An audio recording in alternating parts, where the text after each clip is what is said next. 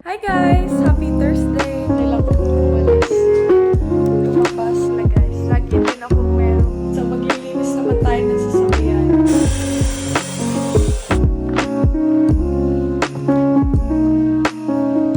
So imimit ko siya sa city. First time ko actually magpunta sa city. And awesome! Ito siya. Hoodie dahil mag-winter na din. Guys, happy Thursday! So today wala naman ako masyadong balak gawin, kundi meron lang akong mga babasa-basahin sa laptop. Gusto nilang umalis. Lumabas. There you go. Hindi din akong naka-TV kahit hindi naman ako nanonood. Pero Gilmore Girls yan. Gusto ko yung show na yan. Piniplay ko lang para medyo may maingay din sa background habang mga naglilinis ako, ganun. So, yan. Hey guys! So, maglilinis naman tayo ng sasakyan. Ito pala is nabili lang namin siya sa Walmart.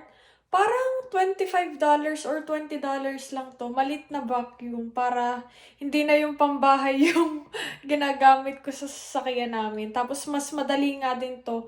Ang problema lang dito dahil nga maliit siya, wala siya masyadong force. So medyo mahina lang din siya pero it works. Ito din pala guys yung gamit namin para sa mga ganito. Pampuna siya.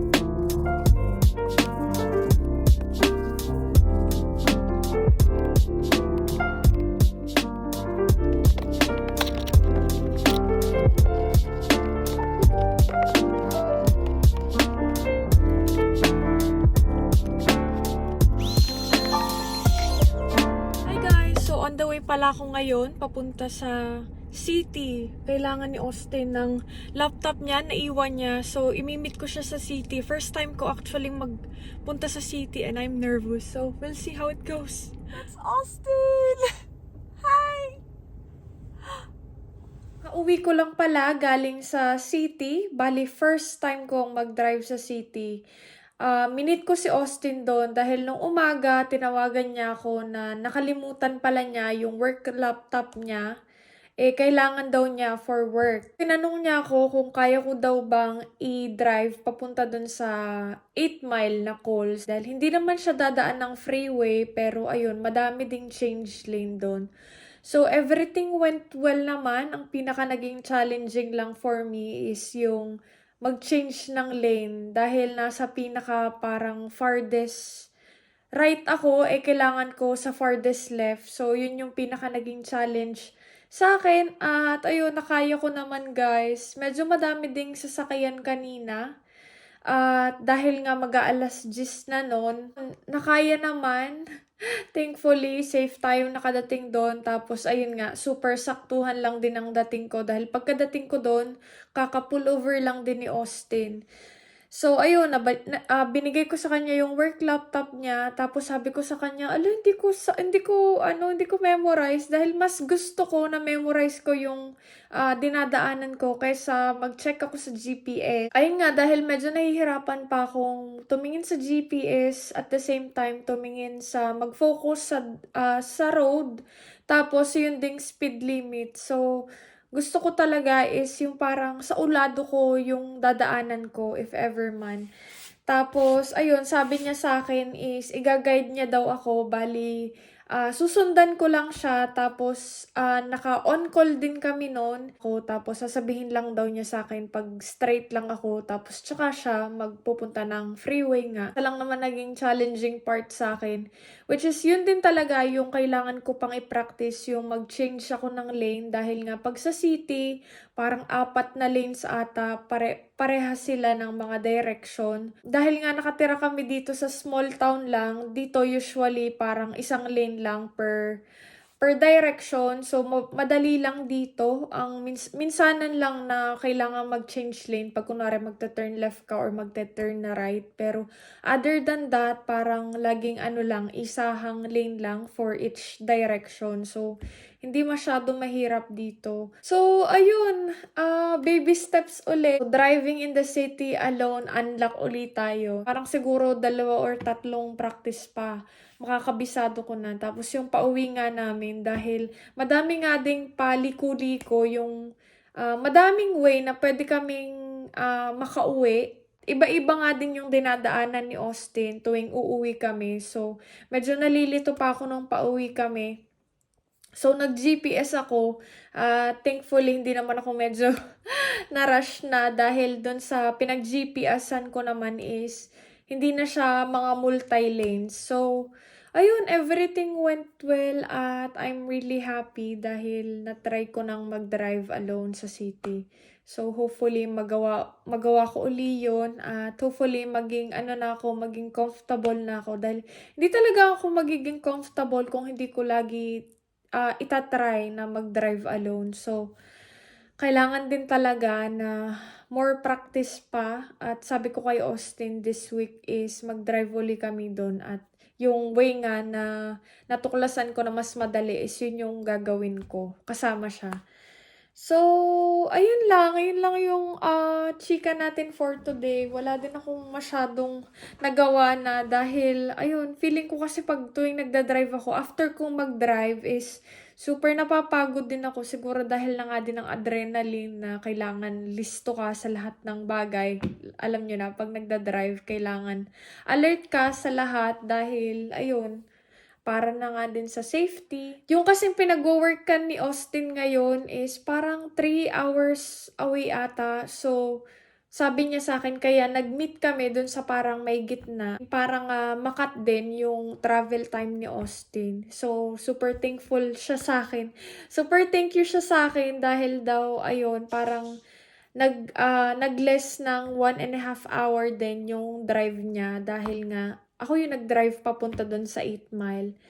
So, I'm so happy. Tapos nakita ko nga din siya dahil this week is from Tuesday to Saturday din is sa hotel siya magi-stay uli. So, ngayon is Thursday, so 2 araw na lang until makita ko uli siya. Ako din pala sa inyo yung mga binigay sa akin ni Austin galing Texas. So, ito siya, hoodie dahil mag-winter na din. So, ito, kung familiar kayo dito, ito is Buc-ee's. So, parang mainly ata sa Texas siya. Pero, ayan. Last time na pumunta kami, last May, gusto ko tong hoodie na to, kaso wala silang size. This time, meron silang size, kaso ito is pang kids, pero large siya. Kasya naman sa akin, super sakto lang din. Pero ayan, super confident niya guys, dahil ayun, parang fleece yung loob niya. Super ganda. Super need ko to dahil ayun nga, magfo-fall na din. Medyo nalamig na nga din. Pag tuwing umaga dito at saka gabi, ayun, mafe-feel mo na din talaga na medyo lumalamig na siya. So, ayan, ang una nating, ito yung unang bigay sa akin ni Austin. And then, ito yung pangalawa. Ito, super gusto ko din ito. Buc-ee's din siya. So, ayan, meron ulit siyang logo. Ito yung logo ng Buc-ee's. Pero yan, super nagustuhan ko din to. Ito yung yung super sakto sa akin. Dahil small naman siya na talaga, pang women's. Pero ayan siya guys. Gusto ko din kasi pag nga mga hoodie is yung medyo oversized dahil, ayun, parang mas comfy. Pero itong isa is super okay din naman siya. Ayan, super sakto din ito sa akin. Ito, super sakto lang sa akin. At ito naman is merong allowance, which is maganda. Super excited na akong isuot siya. This October din kasi mag-start na talaga siyang mag-fall.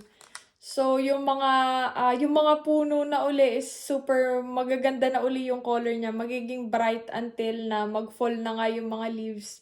Tapos, puro mga branches na lang siya. Which is, yun naman yung gusto ni Austin. Yung parang medyo spooky daw yung yung theme ng mga trees dito. Ako naman, mas gusto ko yung bright colors, yung color ng dahon dito. So, yeah.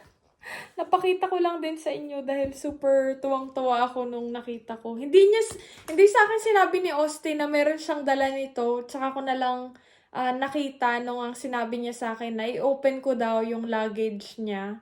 Dahil, ayun, meron daw siyang bigay sa akin. So, inopen ko siya at nakita ko nga to. Tapos, this week din pala guys, balak namin magpunta dun sa Foodieland sa Sacramento naman this Sunday. Hindi pa namin sure kung anong oras dahil hindi pa kami nakakapagpa-reserve ng ticket. But, ayun, hopefully, meron. Last time kasi parang ilang beses na din silang na merong Foodieland sa may Sacramento. Pero yung parang pinaka-first ata, this year is May. Nung May is hindi kami nakapunta dahil nga nandoon kami. Meron kaming trip papunta nga dun sa Oklahoma. At meron akong mga Filipino friends na sabi nga nila, meron nga din daw doon mga Filipino street food. So hopefully this weekend is meron din sila dahil super miss ko na yung mga isaw, yung mga kwek-kwek. Si Austin din, miss na yung kwek-kwek. Ayaw niya ng isaw, pinatry ko siya dati. But hindi niyo nagustuhan. So, hopefully, yun talaga yung pinakapakay namin doon sa Foodieland is merong vendor na mga Filipino na magbenta ng mga Filipino street food. So, ayun, if ever man napupunta din kayo guys sa Foodieland sa Sacramento, let's meet! But, yeah. Tapos, next week ata, nakita ko naman to sa Facebook group is merong Filipino festival. So, sabi ko kay Austin magpunta din kami dahil meron uli dong mga Filipino vendors. Tapos, meron nga din silang parang mga events na parang meron din sila dong mga events na parang competition ata sa mga national dance like tinikling doon sa Elk Grove. So, hindi pa namin sure kung makakapunta kami doon. Depende pa if hindi busy si Austin. Dahil ako, hindi naman ako busy. Nandito lang ako sa bahay. But si Austin siguro. Titingnan pa namin kung kaya pa ng schedule niya. Dahil alam niyo naman ang aking mister. Super busy palagi yon. So, I think that's it for today's video, guys. Thank you so much for watching. Bye-bye!